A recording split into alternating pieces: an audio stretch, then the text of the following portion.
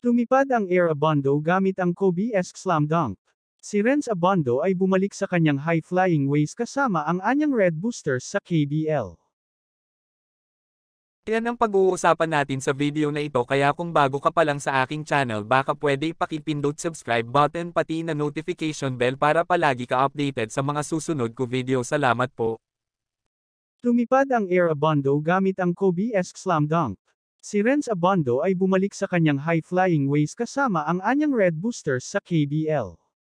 Ang isang fit again na si Renz Abando ay bumawi sa ilang nawalang oras sa anyang Red Boosters, na tinutulungan ang nagtatanggol pa ring mga kampyon ng KBL na kunin ang ilang magagandang panalo upang isara ang 2023-24 season. Ang pinakahuli ay dumating noong Huwebes, na may malapit na 83 hanggang 81 panalo laban sa number 3 ranked Suwon KT Sonic Boom. Umiskor si Abando ng team high na 18 puntos sa panalo, habang nagdagdag din ng 3 rebounds, 4 na assists, at 4 na blocks. Dalawa sa kanyang 18 puntos ay nagmula sa isang marahas na bagay sa isang kamay.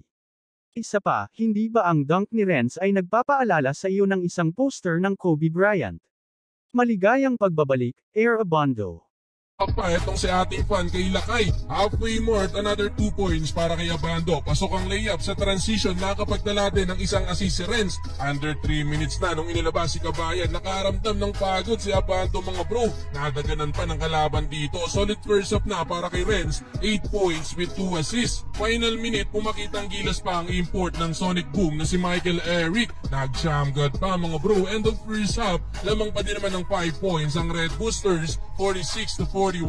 Well, ayon sa isang insider ng KBL, may rumor daw mga bro na baka hindi na i-renew ng anyang ang kontrata nila kay Renz Abando. Plano daw kasi ng Red Boosters ng panibagong Asian import na may above height na 6'6". Nasa 6'2" lang ang height ni Abando. Kung sakaling hindi nga ma-renew ang kontrata nila kay, hindi naman siya matitenga mga bro, dahil interesado daw sa kanya etong team na kalaban niya ngayon ng Sonic Boom na kunin siya bilang Asian import. Makikipag-usap ang kampo ng Suwon KT kay Lakay para sa bagong kontrata na pwedeng umabot ng 9.8 million pesos sa pera natin ang susweldoin ni Renz. Bagong team na kaya para kay Lakay sa susunod na season. Third quarter, under 4 minutes na nung ipinasok si Lakay. Yun nga lang, nabaliktad na ng Sonic Boom ang laban dahil nagpakawala sila ng 3 sunod na 3 points mga bro. Hype na din ang import nila na si Paris Bass. 3-minute mark, hindi na ibigay ang alley-oop na sana kay Abando mga bro, pero heto sumunod na nangyari. Kamuntikan maisama sa poster ni Lakay ang kalaban.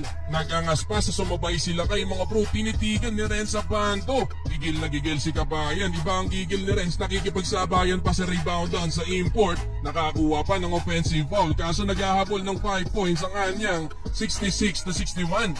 Well, fourth quarter, napakatindi ng ginawa ni Renz Abando mga bro. Pinusta na isang kalaban para maitabla ang game.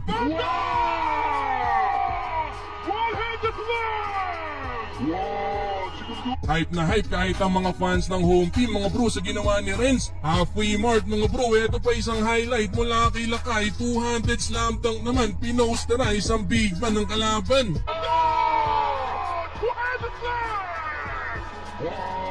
Under 3 minutes mga bro, abante ng 5 points ang anyang crucial block mula kay Renz Abando na nauwi sa 2 points ng Red Boosters, 81-76. Last 2 minutes mga bro, napako ang puntos ng Sonic Boom at sa uli, panalo pa din mga bro ang Red Boosters. Insane game mula kay Renz Abando.